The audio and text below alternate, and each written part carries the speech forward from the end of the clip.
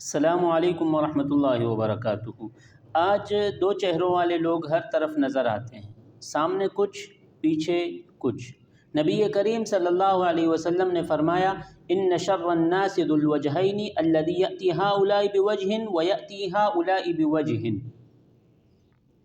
یعنی سب سے بدترین انسان وہ ہے جو دو چہرے رکھتا ہے، ایک چہرہ لے کر ان لوگوں کے پاس جاتا ہے اور دوسرا چہرہ لے کر دوسروں کے پاس جاتا ہے۔ ایسا شخص نہ اللہ کا ہوتا ہے نہ بندوں کا، سچائی ایک چہرے کے ساتھ جڑی ہوتی ہے، دو چہروں سے نہیں۔ بعض اہل علم کے اقوال میں آیا ہے من کان ذا وجہین فی الدنیا کان لہ یوم القیامۃ لسان من النار، یعنی جو دنیا میں دو چہروں والا ہوگا قیامت کے دن اس کے لیے آگ کی زبان ہوگی۔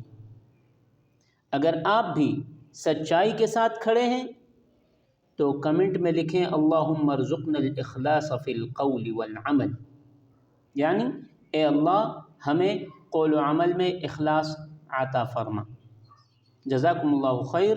السلام علیکم ورحمۃ اللہ وبرکاتہ۔